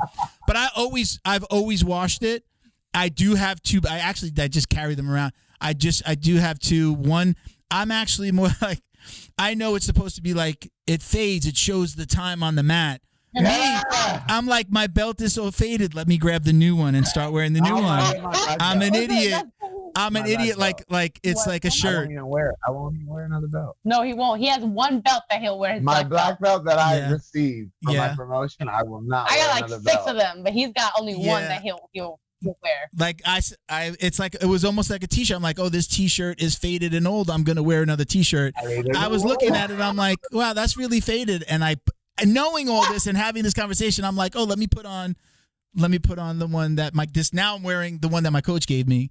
But I mean, I don't think anybody really noticed, but it is at 3 stripes and it's like bright brown. What's that? Was it like almost white, like a reddish white? No, not that bad. No, not that bad. It was just like, oh, I got this other one in my bag. Oh, this one looks nicer. That's when that's when the material. I'm the complete opposite. That's when the purple belt was literally turning white. Yeah, it was white. It was literally turning white. Like the threading and stuff was coming on. It was turning white, like a pale purple. Yeah. I was like, I think you need to give this thing up, man. We had Wagner on one time. He was in studio with his wife. He was sitting right here. And when I said I washed my belt, he looked at me. I swear to God, I thought like that. He looked at me like, are you fucking kidding me? What am I doing on this show? This idiot is the belt washer. Like, I felt, he's washing his belt. I remember, like, I said something to him like, oh, okay, I guess I'm not washing my belt anymore. He looked at me like, this fucking idiot. And I was like, I thought this guy's going to kill me. I was just like, oh, okay. But I'll wash. I will every once in a while. I will like spray it with some Lysol, or we have another sponsor, Nutrozone Clean. We have like a spray that's like something that you use for the skin and stuff. So I'll spray it on the belt. If I'm throwing, you know what it is? If I throw it in my bag, like I want it to be clean. I don't want to throw my smell. Like I use the same bag. So if I put it in the bag, it's clean. If not, I have this thing that you can wash like your equipment in. You know, like sometimes the glove, like the hand wraps come with the little bag that you can put it in to wash it, so it doesn't the Velcro doesn't get right. Well, there's a big one called the Stinky Bag. Again, this was like a sponsor thing when we first started. It's called the Stinky Bag, and they made it. They were selling it really at the beginning of COVID. They were like marketing it to nurses and doctors. Like, throw your scrubs in this bag, and then you unzip the bottom and you throw the whole thing in this mesh bag, so you don't have to touch your scrubs. You don't have to take them out and put them in the wash. You open the bag and you just throw the whole thing in, and they like sponsored us for a little bit and they gave us all the bags. I still use that, and if I leave the gym, I put my gi top and my belt in there, and then I put that inside of my gym bag and bring it home. And then when I go home, I'll like lay the belt out or wash it, and then I throw the gi top with the rest of my stuff. I'll keep my pants on when I go home, and then for the drive home, and then throw them in the wash. That's just the way that I've always done it. It's just like second nature. When I go home, take it off in the laundry room, I throw it in, go take a shower. When the material... You dry your gis? What's that? You dry your gis? No, I can't dry my gis. I'm too big. I'm say, you wash it down and you dry your gis. No, if my A3 will turn into an A2. Cool. That I don't do. I lay them out. But yeah. Cool. So that's the story behind the belt washing with us. So we've always had this thing. But everybody has a different take. I kind of think the reason that I really liked asking it, because I thought it was really funny that my co-host thought he was of the mindset, like you're washing away the skill and the blood of your training partners. Nobody ever told me that, so I was training for so long. Nobody ever said, like, don't watch it. They told me that nobody said it for so long that I was doing it my way. So then when I would hear that, I would be like, are you serious? Really? My skill is in the belt? And then it became a joke and a thing, and we ask it to every guest. So that's where we are. I hear that. I hear that too, though. Oh man, we would feel like we tell our students like, don't watch the belt. No, you tell that's bad. Want bad juju. There's COVID. Tell them there's COVID in the belt. There's COVID in there COVID, now. Man, everyone was watching their belt. All right. Thank you guys very much for joining me today. I want to give you a minute if you want to give it any shout outs, remind everybody where the gym is, say hello to thank any sponsors. This is your time. I just want to thank you firstly for having us. Really appreciate that. It's been an honor to speak to you. I want to thank again my mindset coach, Scott Ferguson, who's been helping me with my life overall. I want to shout out my sponsors, RDX, Compeak, my gym, Killcliff. And like Tubby was saying, just as instructors, anyone watching this, remember that we are being paid to provide a service. So we are, in a sense, servants to our students. Awesome. All right. And I want to go ahead and just give a shout out to Just Roll BJJ Tees. They've been with me for a long time. Love them. The People's Jiu-Jitsu, we're located in downtown West Palm Beach. You guys ever want to hit us up, if you're ever in the area, we have a great beach in Trump area. You know, we can show you Trump's house too. We right by there, you know, show you a nice little Palm Beach island, you know, give you a nice little host. Just hit us up on Instagram.